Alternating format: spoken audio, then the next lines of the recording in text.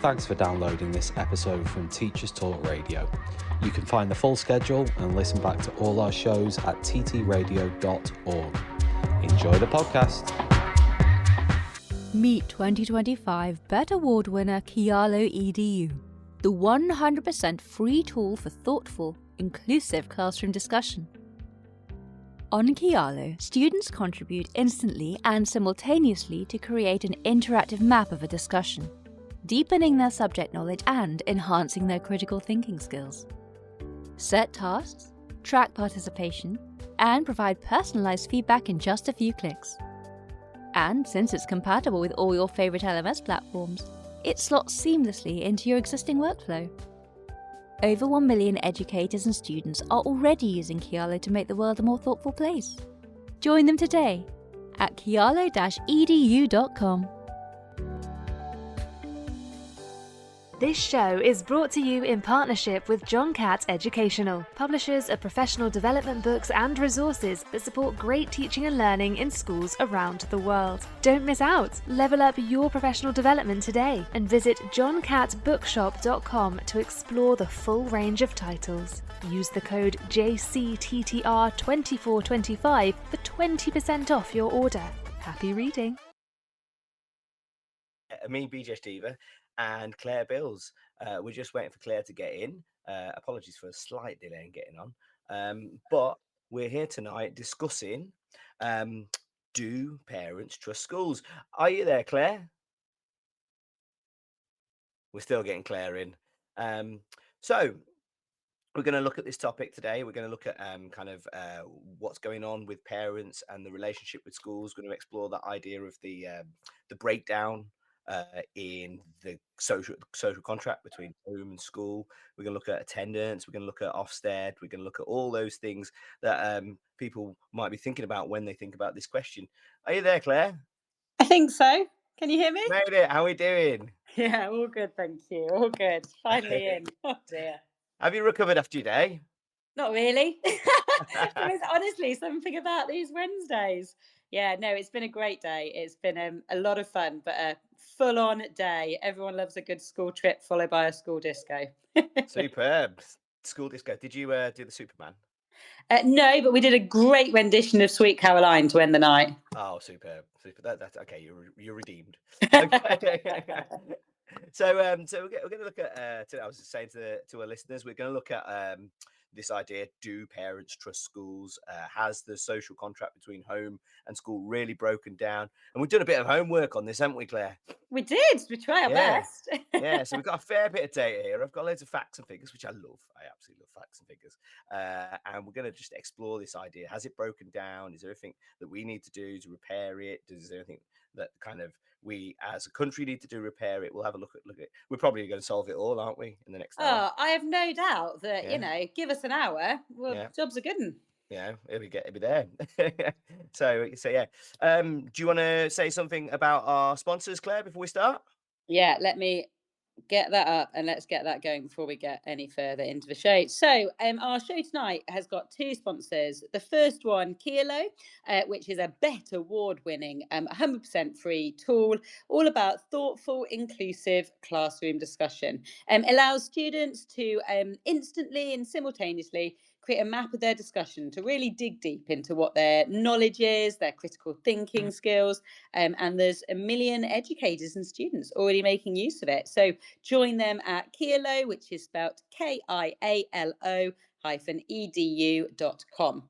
And our second sponsor is John Catt. And the show's brought to you in partnership with John Catt Educational, who published some superb professional development books and resources so that we can have excellent teaching in schools across the world. So 20% off your order at johncattbookshop.com when you use the code JCTTR2425. Great.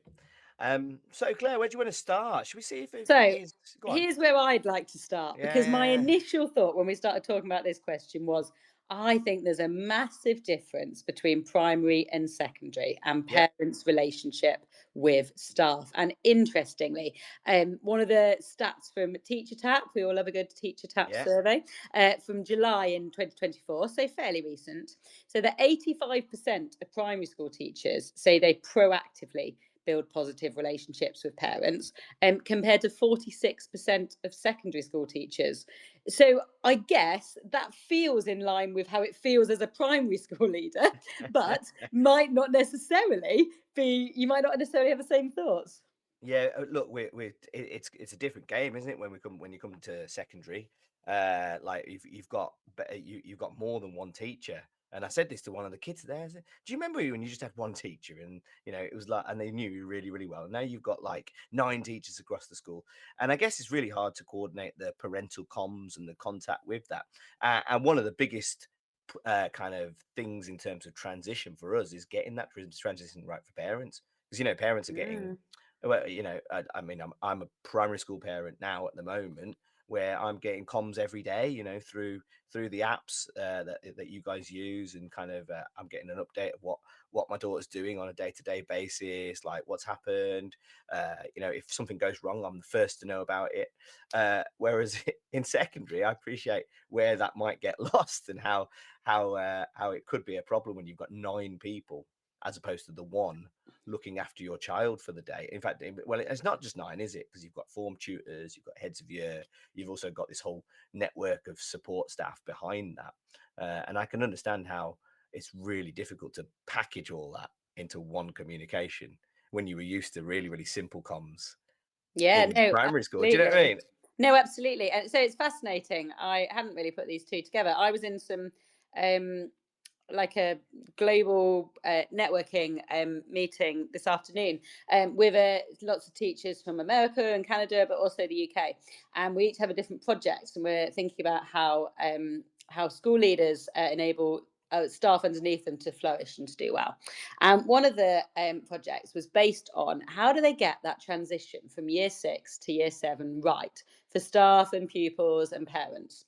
And one of the things that they've tried to be focusing on is building those relationships with children. And so that as the children go into year 7, they build a stronger relationship with a teacher. And one of the things they've done to facilitate that is to have less teachers, to Mm. find ways to make that transition less of a jump.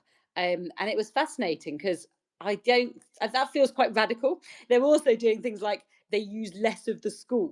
So they're not walking around the whole Yeah, school the in the whole same building. way. So Yeah. they just get used to a smaller amount so that once they feel confident, once they've got those relationships, once they know there's people who they can trust, then they feel able to kind of go off into the bigger world. But just to get that year 7 right, it was really Yeah, interesting. it's quite interesting. In my setting, we are using an app, much like what is. It's not. It obviously it's got not got all the frills that the primary school apps have, but we are using an app to try and communicate with parents more. So you get that communication. But I think some of our parents find it overwhelming because you've got all this Yeah, of communication course. coming through the day. It's hard to stay on top of it, when it's all coming from different people, and then they're getting 9 different angles as to what their child is like throughout the school day. And I can see how that's really overwhelming for a parent. I think that it's an interesting thing. We do, as a head of department, I deal with parental complaints pretty much, like monthly or weekly. It can be sometimes, like parents who aren't happy, and it would be easy for me to say at the moment, oh yeah, there has been increase in parental dissatisfaction with our school because I'm dealing with more complaints than ever before. But I mean, that's just on my personal setting. I don't know how you feel as a primary head. Yeah, I mean, you can go to the actual statistics again that there has Mm. been an increase in um, verbal abuse from parents year on year, from their records going back from 2019 all the way to 2023, both in primary and secondary. There clearly is um, an issue here in Yeah. terms of where parents are dissatisfied, and coming in and talking to staff, sometimes in helpful ways and sometimes perhaps in less helpful ways. And it's hard because you sometimes feel like, or I sometimes feel like, we are the agency on the ground when parents are unhappy about something, and it may be to do with something totally unrelated to Mm. what's going on, that we are the kind of face of all agencies, whether it's Yeah. mental health, whether Yeah. it's some child special educational needs who requires extra support, or whatever it might be that they're frustrated with. We are the ones who know them, who know their child well, who see them every day. And I think we become quite safe. We invest a lot in primary, in building that Mm. relationship, because when you send your child to school for the first time, that's hard. Yeah. Like, for some parents, that's the first time they've left their child. So building that relationship with that parent is crucial, because they need to trust us.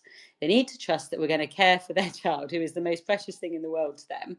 Um, and so we invest a lot. And then as they go through primary, sometimes it's getting that balance right between, yes, we are here and we want to support you, but you need to remember your child is one of 30 in a teacher's class, and that Yeah. ultimately that may mean they can't give them the same attention as you do one-on-one at home. Yeah. um So it's an interesting one.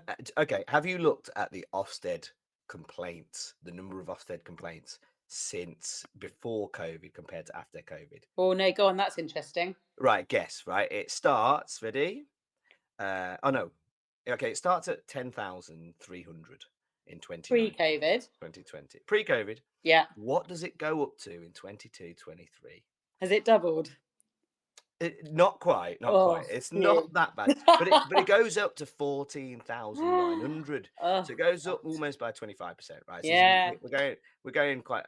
So the Ofsted complaints have come up, right, since then, and this is what triggers Amanda Spielman to Mm, use that phrase, the breakdown of social contract between home and school.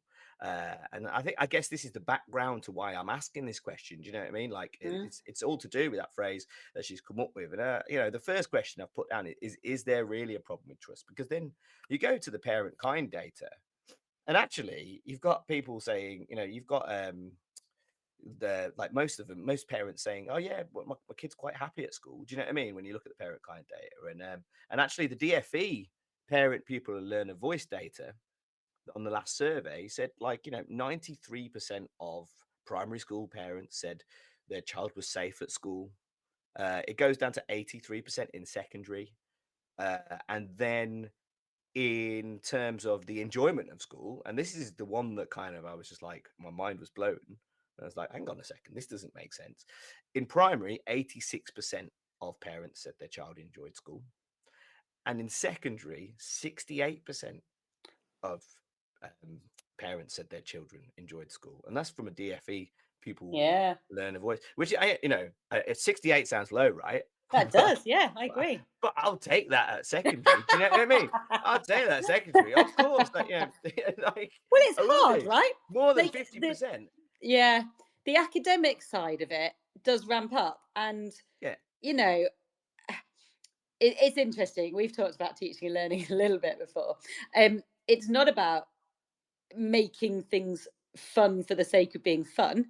But I think in primary, some of the content we cover can potentially be easy to make engaging. Does that make sense? mm, Like, yeah, we can try and find ways to link different subjects together. For example, if you're doing a topic and you find a really good text about it in English, then actually you can learn loads about history or geography through that text that actually children find really engaging. yeah, And that's one of the benefits, I guess, of having the same teacher for all of those subjects, who can see those links and bring things together and make things um, exciting in a way that children go, oh, okay, right, and now I'm going to use that to create this, and bring. That's what primary should be about, in my mind, yeah, bringing those things together so that children are continuing to grow their knowledge, but in a way that they go, yes. Yeah, like, so I'll give you the example. We've been at Southern Minster today. I learned loads about architecture because we had a really knowledgeable person showing mm, us around the outside of the building, going, can you see those square bricks? Well, that's because when they built it, they had these kind of wooden scaffolding. And then when they took the scaffolding away, they had to fill them in. And, there's children there who I know will be soaking all of this up because they yeah, love stuff like that. And they love hearing the kind of technical terms for things. Um, and it's easy because we've done an RE come history come all sorts yeah. trip there, Doing a big which trip, will yeah. bring everything together. Yeah, I mean, Um, just watching my daughter learn things, they're like You can tell why, like it's like a superpower. They learn a new superpower at primary. You know, like reading is.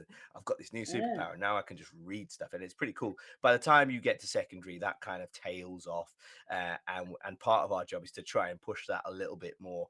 But it becomes a challenge, and then when exams and assessments and stuff like that get involved, I can understand why a child might not enjoy school as much. But I mean, like nearly 70% of kids saying they enjoy secondary school is a bit of results. So that's parents saying that, Yeah. parents saying my child enjoys school. So there's clearly like some trust in what we're doing here. There is, but it's interesting. Like in the same parent kind survey, which I'm sure is the same one you've been looking at, yeah, 2024, only 3/4 of parents agree that every school day matters. And I yeah, get there's a bit of a slant there because they're talking about every school day attendance. Should you be allowed a day off to go on holiday and things? But 25% thinking that actually not every day of school matters is quite high. And I know yeah, that that has increased certainly since the pandemic, because it also talks about a third of parents being more relaxed about attendance since the pandemic. So at least they recognise that. But I think these two things go in hand somehow. You know, mm, the kind of you've got to care and think that school matters to have that relationship with schools that yeah, says, yeah, you know, that this is somewhere important that they need to be. This is something that they need to engage in. yeah, yeah. That's true. And it looks like also from those surveys, if you look at the swing from 2019 to Mm, 2024, like the things that are coming up are like you can see they're more concerned with other stuff like how to pay the next bill, yeah, mental health, like mobile phones. Yeah, you can see this swing. Like nothing like that comes on the 2019 survey. They're talking about how they kind of trust maths but don't trust. They trust schools but mm, don't trust maths and stuff like that. But then by 2024, the survey is more swung towards, oh, how do you feel about mobile phones? How do you feel about, are you struggling to pay the bills? Are you struggling to think about where your next rent check's coming from and things yeah, like that? And that's quite an interesting kind of thing. That led me to the question, first of all, like I was like, is there a problem if you've got this DFE data saying, oh, a lot of parents say they feel that their children are safe at school, their children are enjoying it, but then we've got this data that's saying that, but they're concerned with other stuff, right?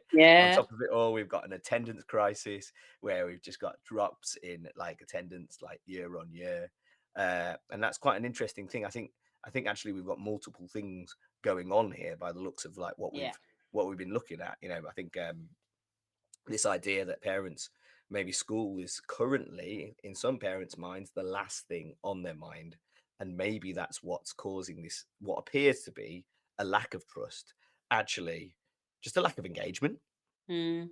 Maybe it's that parental engagement with schools has dropped off because they've got bigger fish to fry. I was just thinking along those lines when I look at this, because otherwise we should be seeing. Obviously, the complaints have gone up, and do you know what most of those complaints are for us? Then No, go on. yeah, things like safeguarding. So, like where they don't feel staff members have been trained effectively enough, or a bullying call, a bullying complaint, or something Yeah, along those lines, which once again links into like this feeling like safe. the Yeah, well-being and the yeah, the kind of and things like that. I was really interested by that. This whole kind of like idea that actually there's home issues which are coming into the school, and like you say, we've become the face of some of these yeah. issues. Like we've become the face of some of these issues. So it doesn't surprise me. It didn't surprise me one bit when I looked down and it said safeguarding, and then on top of it all, there's like kind of one of the common things that was cited, the big thing that in the media that was cited is schools overly like kind of this is from the media, this is not my view, but a media view that a school's overly kind of overhanded disciplinary policies and things like that, which are quite interesting to see as well. This idea that that's marketed as a problem, and that Well, I didn't was come from go on. Yeah, well, I was interested because you talked about at secondary increasing communication with parents. And Mm, my initial thought was, is that positive or negative communication? Because I imagine there's always been a certain amount of negative behavior communication. So if yeah, a child is not following the behavior policy or has a sanction, for example, that probably has previously been communicated to parents. I say this, my child's obviously about to start secondary in September, so I'll be far more knowledgeable with these things then. Yeah. Perhaps more than the positive, what they've been learning about type engagement. But that might be a preconception of when I was at secondary school rather than Yeah. the reality kind of these days. We're saying we're positively praising via that communication means, and we're also like giving the negative comments on there as well. So we're doing both. You know, we are reporting on both in my secondary. I don't want it's like elsewhere, but it's certainly in my school and in a number of schools that I know about. You know, it all goes on that app, so you get the kind of reports home. But like I said, it can be overwhelming for a parent, and then touching base with that can be difficult. That's what we find. You know, quite often the parent hasn't been able to log in, doesn't know what to look at, doesn't know where the problem is, doesn't know where the great stuff's going on. It's not distilled down into a bit of a packaged phrase or a packaged comment. Do you know what I mean? Because Mm. essentially it's coming from 9 different sources. I think that's also part of the issue. Communicating with so much other stuff like pulling attention is quite difficult, you know, like because obviously a parent has to log into a phone and then has to look at all of that information and data. And nowadays, most people want to look at the headline, right? Yeah. And that's difficult to communicate over when it comes to like nine subjects. But You it's might going to just be fine on the new Ofsted reports. We should just, make it really clear that 10 areas is not going to be a problem to have a look at and see at a glance. But most people just want a headline. Do you know what I mean? And that's what's Mhm. difficult. And so, if you're reporting on children, on a day-to-day basis, then it's hard to track. I can see how, as a parent, it might Mhm. be hard to track that data. But it's hard to engage with that. And like I said, like by the looks of things, I think parents have got bigger fish to fry. You know, and also when it comes to that 25%, you know, like so what was it? What was the number? 1 in 3, not 25%, 1 in 3 not agreeing that kind of important to attend No, school every day. it was, yeah, three quarters, only three quarters agree that every school day matters. Yeah, so I was looking at like I looked at the what parents thought was important in a curriculum as well, and that Mm, kind of went hand in hand. And the parents really thought that financial planning and things like this yeah. should have been included in the curriculum and wasn't well represented. You know, I think they felt like English, maths, and science was well represented, which is kind of artifactual in it. Like it's like it's the majority of the timetable. Mm. But I think that was really interesting that they don't think that like 1 in 3 parents doesn't feel like every day at school matters, and yet they feel like this area of life is underrepresented. This idea of like financial planning, of the job market, being prepared for the job market. Yeah, I mean, that came up really high as well as not being enough. Mm. And again, I guess it comes back to this kind of what is the purpose of school? Are Mm. we there to prepare children for work? And what the implications are for that? Because I feel in primary, again, there's more and more pressure to do things that historically maybe hasn't been. And I'm not Yeah. saying that we shouldn't teach financial planning. I'm not saying we shouldn't look at careers advice and even if it's just to set aspirations for Mm. children. Having worked in schools across all parts of Nottinghamshire, it absolutely is important that we show children that there is such a range of opportunities out there for them, perhaps beyond their kind of known lived experience. Um, but I really think at primary, we need to be doing more than just preparing children for jobs. you Yeah. know, and uh, you know, and maybe what would be fascinating would be, and this is maybe something to take to teach tap. What would teachers rank these as? Yeah. So you've got parents' views on the focus of school curriculum under the same headings. What do staff think in terms of we do too much, too little, just about right? Mm. I think we would put developing good mental health and well-being in primary school, certainly, as we do too little of that. Like, because if you Mm. haven't got that, how are we equipping them to leave us where they are known and loved and safe with just one teacher who knows them really well, Yeah. to go into that secondary environment if they haven't got that real resilience to bounce back when things are tough? Like, that's how I'm trying to prepare my Yeah. child for secondary at the moment, is how can I help him to be the most Yeah. resilient possible to deal with the challenges that we can't even imagine yet? I mean, you guys have got stuff like toothbrushing, right, as part of the curriculum. I've heard Mm. about this, right? Which is really bizarre. Like this wasn't something that We do you know what I did mean? this 10 Right. years ago. Yeah. This is Right. what's hilarious. These things go Yeah. around. In fact, probably last time we had a Labour government, like I literally remember it coming in and everyone being like, Yeah. really? But I also looked around at some of the children's dental hygiene and lack of Mm, NHS dentists and go, I get it. I get it. Like, Yeah. Yeah. something has to change. Mm. Because someone needs to teach these children the importance of brushing your teeth twice a day. And if that means we're doing it, but like you say, what where's that line? Where is the Where line? do we That's the step thing, back? right? So it's quite interesting that parents see that as kind of our financial planning, etc., as like a school's responsibility. Do you know what I mean? And thinking that we don't do enough about it.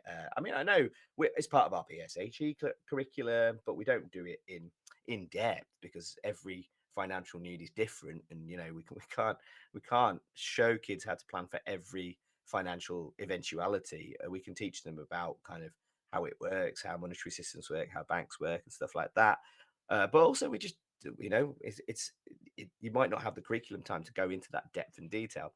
And then, as for preparing kids for the job market, well, I don't know who it was who said it.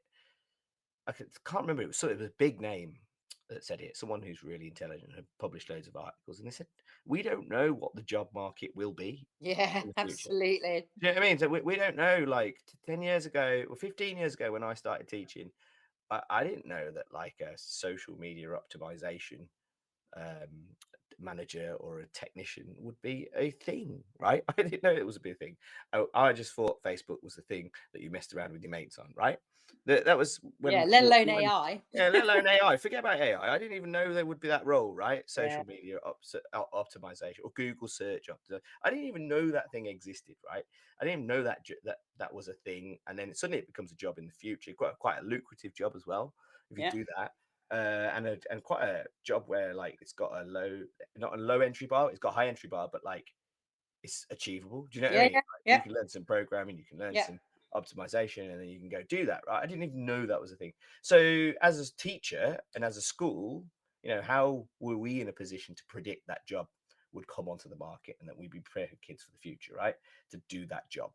And you never know with AI, you never know what the job market will look like. So, I mean, when it comes to if you want my perspective on it, like the curriculum prepares kids for jobs by just giving them as much knowledge as possible so that they yeah, can interact, just really, really good knowledge so that they can interact with whatever job comes up in the future that they would like.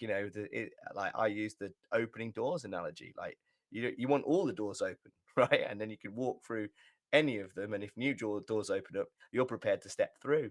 So that's the way I think about it. So it's difficult, when parents ask us to do like training for jobs and like preparing them more for the job market, because knowledge is the preparation for the job market, isn't it? Like it's if you've got a fair bit of knowledge, then you're fairly adaptable when it comes to where you go and what you do. So it's difficult. It's really, really difficult. I don't know whether you can say, oh, this is today's job market and then plan for that to be the job market, what, like 12 years, 13 years, 18 years down the line. I think it's a bit of a mug's game, that one.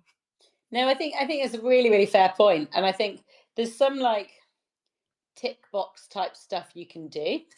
Like I remember looking at a science curriculum, and that every area of the science curriculum was linked to a job or a profession or someone who worked in it, an industry, just to try and bring those things closer together, which is fine, but it then takes quite a lot of time away from the core learning of the science Mm, knowledge that you really need them to get.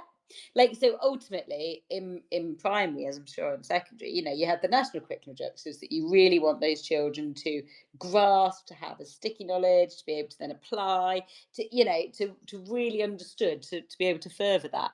And the more that you do on the other stuff around mm, that, the less time and opportunity you've got to make sure you're really confident in that. So everything's always a juggle, isn't it? Everything's mm, a conscious choice of what would that look like if I spent 15 minutes, 20 minutes, whatever percentage of my lesson looking at that over something else. I mean, there's quite an interesting philosophical perspective to this, right?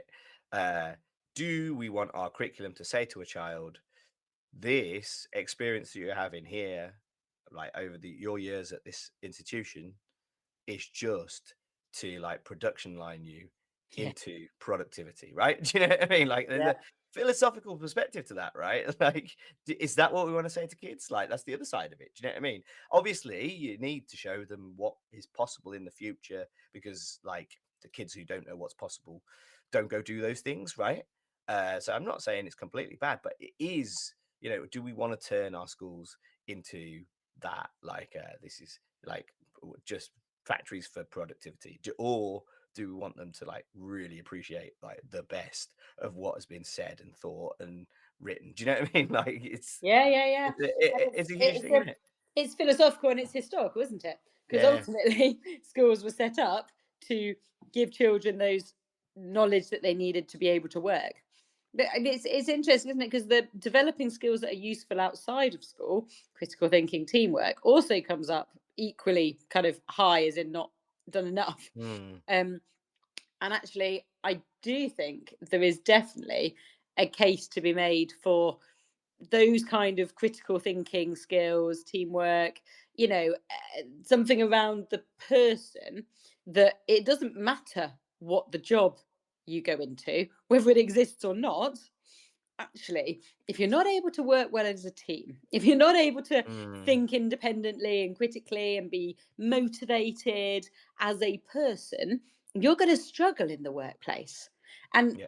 and I think if we think about some of the potential issues, and you hear it in the media, don't you, still around kind of the next generation and their attitude to work, and where how we um get the balance right between that work life balance, but also making sure that actually the jobs that need doing are done and done well.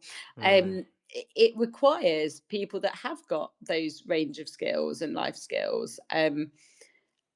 And yeah, so I think there's definitely a case to be made for how does that side, which yeah. hasn't perhaps been the priority with the kind of knowledge push, Yeah. perhaps.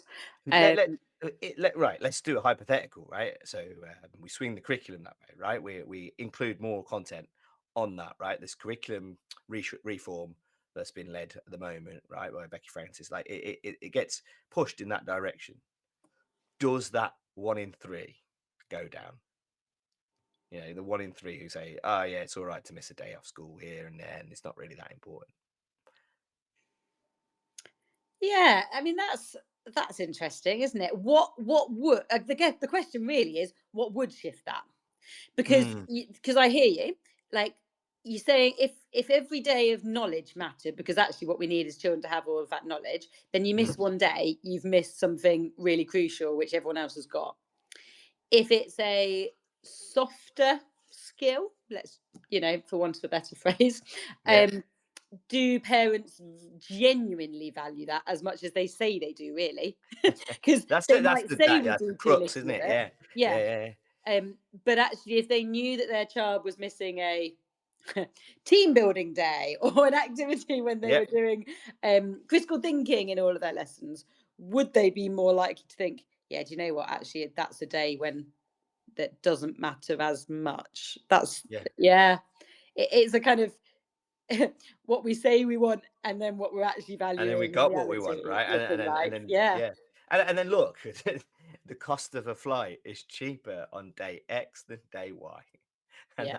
yeah, and you're already struggling. You're already struggling, but you want to take your child on holiday, like that. Do you know what I mean? I don't know whether there's much in the way of curriculum that's gonna make you make the choice for the day which is more expensive, right? Like if you're in that position, Yes. Yeah. it's really difficult. So I think this is what we're seeing. I mean, like on the teaching perspective. So let's think. We've been talking about it from the parents' perspective so far, Mm, but I thought was really interesting was the teacher tap data on in May 2024 about 50% of teachers saying that parent relationships were a source of stress and unhappiness. mm. That's really interesting, like that, and that's an increase. That's a significant increase from like a few years ago, and I think that's really interesting. Like the teachers are finding these parent relationships quite challenging. Do you know what I mean? I think like we probably need to explore that, don't we?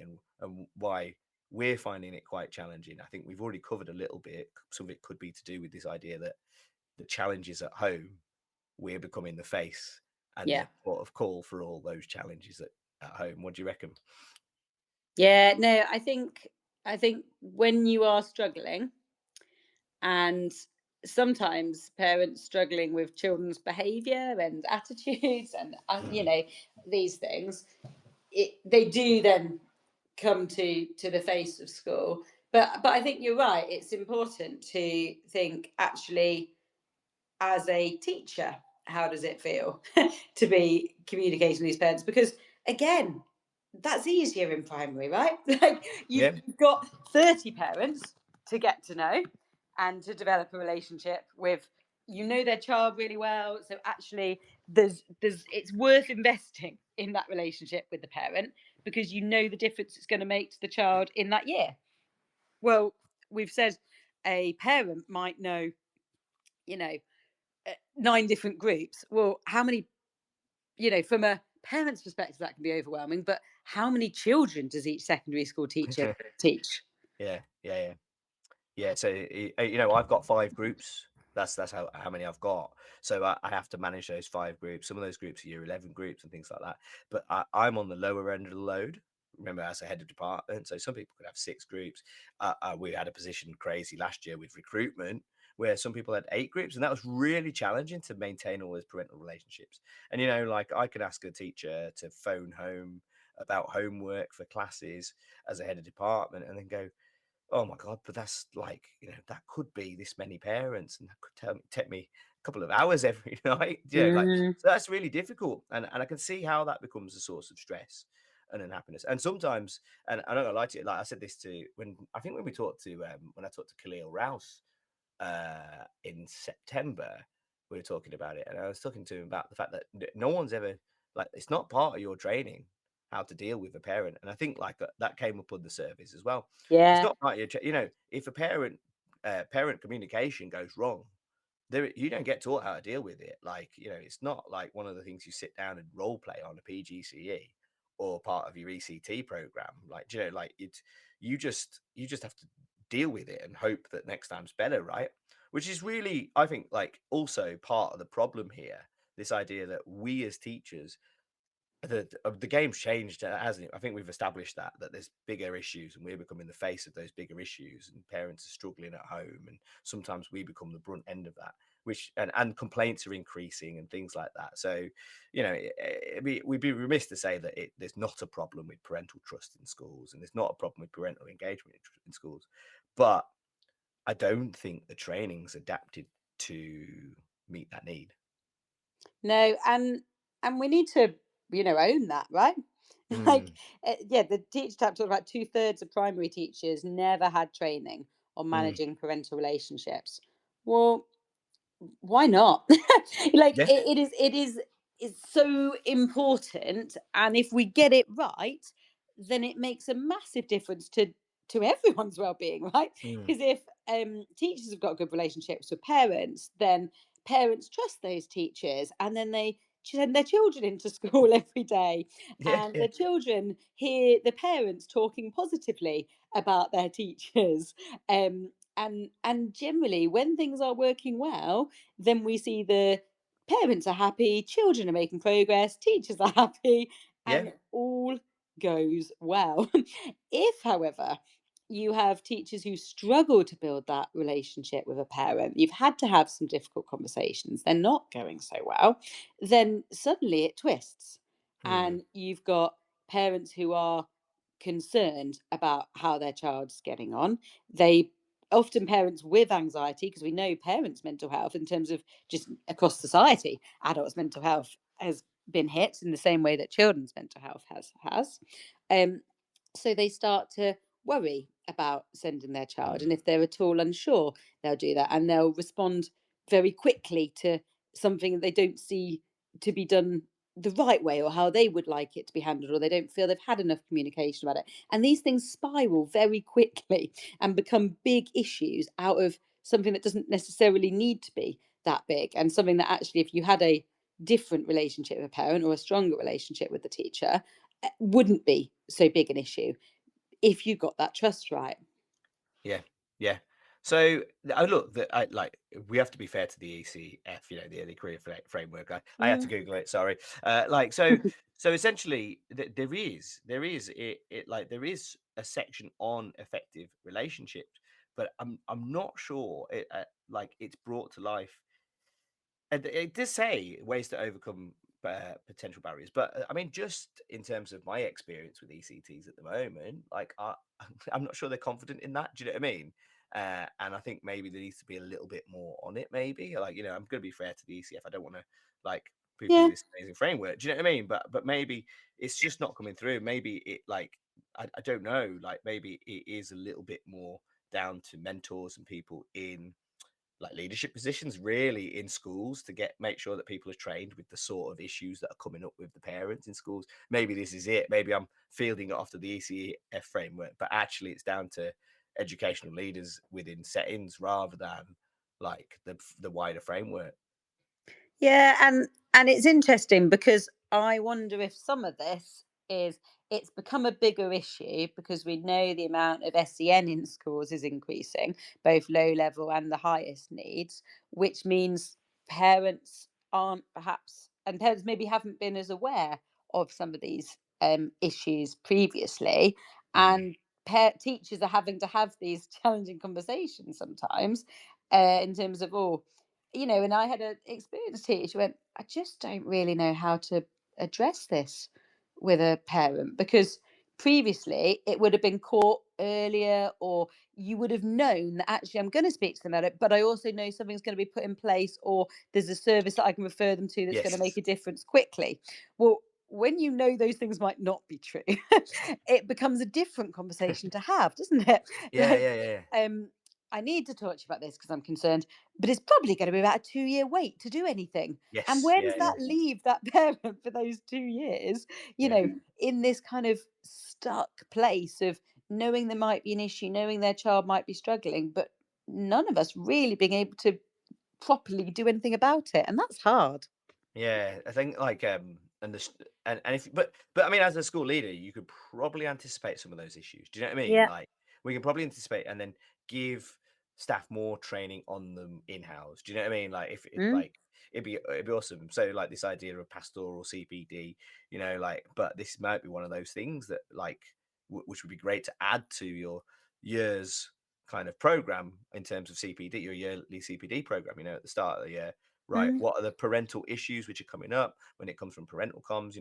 Where like you need a good way of logging that and then figuring out exactly this could be a really interesting thing to add to a school's training program so that as a teacher you're more prepared. Like let's say you join that school on day one and and every other teacher around you has dealt with, oh yeah, we dealt with that sort of parent, where there's where essentially they've come in with trainers on but the parent hasn't got any money for shoes and refuses, mm. and do you know what I mean? Like, oh, Yeah. this is how you deal with it. Do you know what I mean? Rather than having four form tutor and two other members of staff phone up, and then a parent turn around and go, "This is the fourth time someone's phoned me about this today. Yeah. I've already told the form tutor." Do you know what Yeah. I mean? Like, and I hold my hand up. I've been in that conversation, and you're like, what do you do? Where do you go in that Yeah. circumstance? Do you know what I mean? What happens in that situation? It's quite an interesting thing. Whereas if it's like maybe if we were able to kind of deal with that as a team and train around that, it might be a way of kind of pushing parental comms to be a bit more effective. I don't know whether it's something on school agendas in terms of CPD. I know other things are more important. Yeah, it's interesting. It's not something I thought about, but I think Mm, you have to design your CPD around the needs of your staff, don't you? yeah, So if yeah. ultimately you've got staff having to deal with more of these kind of challenges, you would be remiss not to at least Mm, consider what that looks like. And one of the things that it's made me think about is that sometimes the difficult challenges, so I remember so I did MPQH 8 years ago, yeah, and holding difficult conversations both with staff and parents was part of that.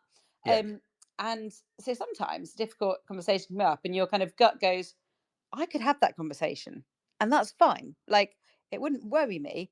But I do second guess, what's a parent's perspective on that? Yeah. The moment a head teacher picks up the phone and says, I've just been speaking to X about this, whether that's a teacher or a child or whoever it is, I know that as a parent, they think that I don't know, seriousness of it, the expectation is raised, and there's not really much further you can go with that Yeah. Yeah. afterwards. And I obviously try to have a really good relationship with parents, and some I know better than others for various reasons. But wanting to equip and enable, whether it's class teachers or middle leaders, to be able to have those conversations so that it isn't, oh my goodness, why is the head teacher calling me? Yeah. you know, Yeah. um, Getting that balance right, I think is important, and recognizing that's not because senior leaders are shying away from having those difficult conversations, but also they might not be the best person to have that conversation with that Yeah. parent if they haven't got that relationship with them. Yeah, I mean, look, there's clearly a problem in it because like 50% of people on that teacher tap kind of survey said that like parent relationships are a source of stress and unhappiness, which Mm, means they're struggling, to deal with it. Do you know what I mean? Like, yeah. so there's clearly a need there, but yeah, like maybe it's something that we need to think about as a profession, like that contact and also I don't think we can shy away from the fact that like there's no money for external agencies and things like this, and we are becoming the fact. I don't think we can shy away from that. I think we like as our it's hard, isn't it? Like I know those things weren't our responsibility in the past, but I think this is part of it. Do you know what I mean? Like making sure that we can identify that need and build those relationships and be there for our communities. Mm. I think it's quite important. I don't know, but I'm not in a position of leadership higher than middle leadership. Do you know what I mean? But so I couldn't like I might be overstating my knowledge on this one. I don't know what you think about that. Whether we need to become that for parents, and whether it is acceptable, or whether it's just if we don't push back, we'll become everything. Well, and that's the crux of it. It's a bit like with school Mm, budgets. mm, If we all just start going through redundancies, they'll say, "Well, you can cope." yeah, But at what point do we go? No, we can't. We've not got enough money. We need these staff because our needs of our children mean that we will be letting them down if we don't have the support in place for them.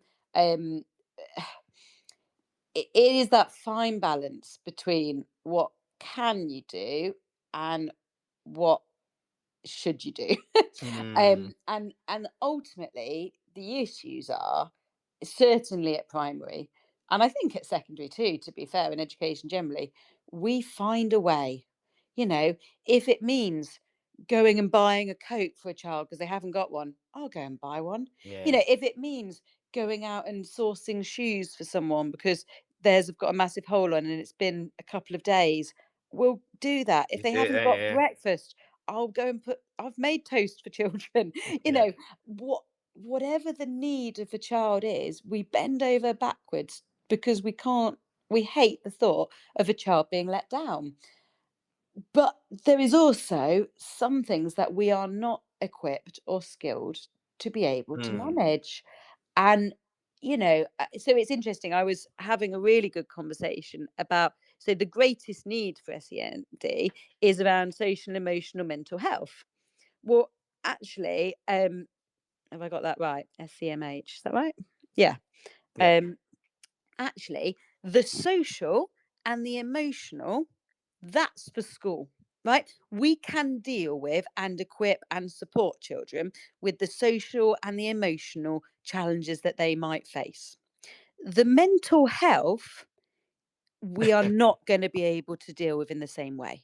yeah. We're not That's when psychologists, you yeah, need the professionals. yeah, And sometimes it's being really clear and defining. Do as a school, I can support your child's social needs. mm, I can support your child's emotional needs. But actually, when that tips into their mental health, we can refer, we can find the right support agencies, there are lots of other charities and things that are out there, even if CAMS is broken. There are other places that parents can yeah, go to get support. And schools will sit with them in that journey and help them make those referrals and be in those meetings. And goodness me, I've had TAs who've gone to GPs with parents because they, Mm. need that advocate there saying, no, this isn't working. We need to try something different. But we probably do need to be clear about, as a school, we can deal with this and we can support children. But if they've got an eating disorder, if they're self-harming, if there's substance abuse going on, those are things that we need professionals to step in here. Yeah, we haven't got that. Yeah, we haven't got that level of expertise, have we? Paul Foss says, if you're good at your job, they will give you more to do. Love it. True. Love it. Shall we go to our spot? Should we talk about our sponsors for a minute, and then we'll come back? I wanted to talk about quality. So in terms of recruitment and PISA. So should we do a Oh little gosh, right. Yeah, let me do sponsor the bit, and then sponsors and then let's give it a go. yeah, 10 So minutes. first sponsor is Kilo, who are a free tool to equip thoughtful, inclusive classroom discussion, helping children to really deepen their subject knowledge and critical thinking skills, which we've already talked about, being something that parents are keen for curriculums professionals to develop. So used across the world to try and make the world a more thoughtful place. That's Kialo, KIALO edu.com. And our second sponsor is John Catt Education, publish professional development books and resources for great teaching and learning around the world. Level up your professional development at 20% off at John Catt Bookshop, JOHNCATT bookshop.com, with the code JCTTR2425. Okay, thank you for that one. So let's go through some figures. You know I love my figures and facts. So in 2013, 41,000 supply were recruited. Then it's really hard to get data on this because obviously we don't track this as a profession, which is mad, right? Then we got the recruitment crisis. Obviously, we do look at recruitment crises, and obviously we are like consistently below target on recruiting teachers for several years, right? But then in 22-23, we get a 17% increase on agency supply. And then by 23-24, we're 38% below target for recruitment, right? So, like, let's think about that as the backdrop. And then 2012, PISA scores are 499. 2022 PISA scores are 494. And every country's seeing this. We've gone up in the rankings, but we are seeing a drop in PISA scores over the decade, right?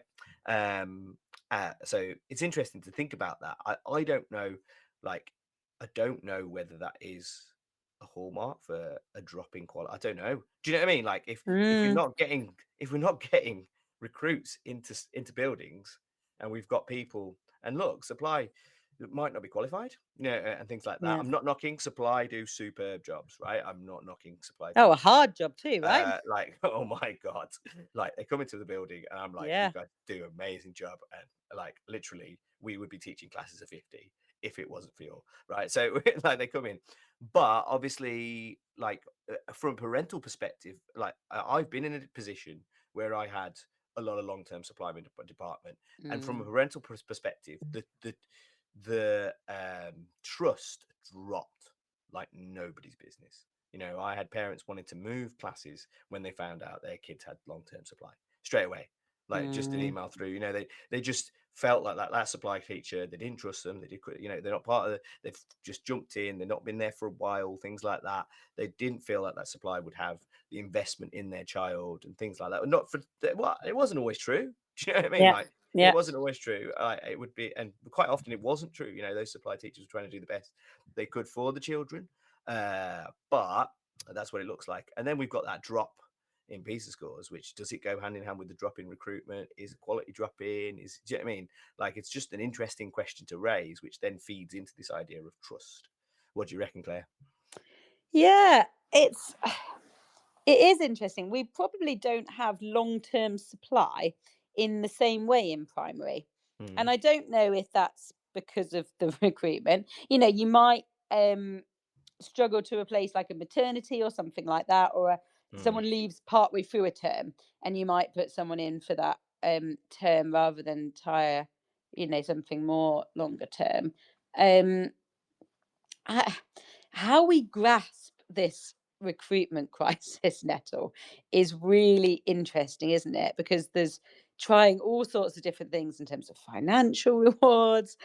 Yeah. Um, but I do agree, parent trust is never going to be as strong with someone who they don't see as a key member of staff, and that parent perspective of them is the same as children's perspective of them, and it kind of creates this vicious cycle, doesn't it? Mm. Because if you don't trust them or you don't respect them in the same way, and the children don't and the parents don't, then you don't have the same expectations Yeah. for what the learning's going to look like in that situation. Um, and it doesn't really matter how much you try and work on the culture of the school or the setting to challenge that. It is probably one of those things that, walking into a classroom and not being known already puts you on the back foot. Yep. Yep. Like when you go to a new school, you have to work hard to build that relationship, to build that trust, to build that respect from students and parents, because they're there to check you out ultimately and Mm. see, Yeah. do you do what you say you're going to do, and what does that look like? Can I trust you? Is really what they're asking in that. Yeah. Yeah. Yeah. Yeah. um, and you're never going to get that same push back in the same way if you are not there on a permanent contract or not a permanent member of staff. You're just there in a kind of temporary basis, um, versus someone who is there. And I guess the question really comes to, why is that person choosing to work as supply rather than applying for a vacancy? Yes. Yes. Ultimately, Yeah. and take how do we bridge that gap? Yeah. I mean, like, look, different people got different reasons, but it's really interesting. Like 17% increase on that agency Mm, supply spending, right? So we're I mean, like that's just going out of budgets, right? And you yeah. could, I mean, when I talk to heads of department from various locations, if I go to conferences and stuff like that, if they're from maths or science and even English now, uh, they go, yeah, are you fully staffed? Oh my goodness, yeah, I'm not. But do you know what I mean? Like, Yeah. it is unheard of to have a fully staffed department in some of these areas, which is like it's quite and it does pose quite a big challenge. And then you think about the parental engagement in schools, and then you think about actually some of these complaints as well. If someone isn't as invested because they're there for a short period of time and don't sometimes know some of the procedures and stuff like that, you can end up, I don't know whether that feeds the process. And then obviously, like with people who are there, like, look, it's everyone knows you want to work at that school where someone, I hate to say this is really morbid, but where someone has to die before you get a job there, right? Do you know what I mean? Because Yeah. there's like this consistency there. That's the job that everyone wants. They want that job that we're like, someone has to die to work there. There was when I first started teaching, that was a school in the local area. Yeah, you can't really get a job there until someone retires or like kicks a bucket, because like Yeah. literally there's consistency there, and they're smashing it every year because of the consistency and the way the curriculum's delivered and stuff like this. And that takes a hit, doesn't it, when you've got like Mm. large amounts of this supply. So I don't know whether that is also something that is knocking parental trust, our recruitment crisis, the fact that you hear about it in papers, the fact that, do you know what I mean? Like the fact that also quite the biggest headlines in terms of education that hit is the school that gives a detention for 2 pence for not having 2 pence, Yeah. or the school that gave a detention for a child for not getting 100% on the homework. And you just find that out, right? But you don't realize that there's a big context behind it, etc. I'm not sure whether stuff like that is also driving that reduction in trust, and parents becoming a little bit more disgruntled and less willing to engage with schools. Yeah. I think you're probably right that Mm, there's so many different factors here that are leading to parents' concerns, and how they get that right, including their own kind of health and well-being, just yeah. generally, not just their relationship with schools, but how actually they feel like they can manage, and cope with the demands that are being put on them. um yeah, no, interesting point. Yeah, I feel like we're kind of, I don't know, it'd be nice to say we're exiting a 14-year period of like hardship, but I don't think we are. And so, anyway, like, look, over this course, really we touched upon maybe a bit more training in terms of like those parental relationships might be the way to do this. But I like your idea of drawing the line of what is our remit and what isn't our remit and how to hand it off. Do you know what I mean? So that we can make those parents feel supported, but do as much as we can for them. But then they know that like this is where our expertise run out. I love that idea. So I guess that's two ideas that schools can kind of Yeah, and yeah. one of the things that we're working on at the moment is, there's these kind of flow charts and kind of a concept of, if you've got a concern, what will this look like? And you do it for staff and for parents, that kind of just to be really open and transparent, whether it's a behavior concern, what's it going to look like for your child through it, whether it's a SEN concern, whether it's a mental health concern, just so that everyone is clear and has expectations, because sometimes it's about parents' expectations being different to school's expectation of what's going to happen, what the time frame is going to look like, what the process will look like when you'll have external support or someone coming in as part of that. And I think if everyone's on the same page and everyone's got those same clear expectations from the start, it gives you a chance, right? Like that you know where you are, you know what you're working for, you know what to expect next. And that's about getting that communication right. Yeah. Right. Well, I think we've run out of time there, Claire. That was an awesome discussion. I reckon we could talk for about another half hour on this, another hour on this. But yeah, we've come to the end of the show, really. Sorry. Yeah, no, it's been good. And like you Yeah, it's say, been great. we might not have solved the world, but we've made a start, hey? Way to start, you know where we are if you want to find us for more ideas. Right. Well, we'll be back on the first Wednesday next month. So tune in, and don't forget, if you want to engage with the show, etc., then leave us a message. You can also download this show as a podcast later on your streaming platforms, etc. And tune into all the rest of the fantastic TTR shows that are going on over the course of the week and the course of the month. We'll see you next month. Thanks so much. Good to chat. Take See you care. later, Claire. Bye. You've been listening to Teachers Talk Radio. Tune in live and listen back at ttradio.org. We look forward to hearing from you next time on Teachers Talk Radio.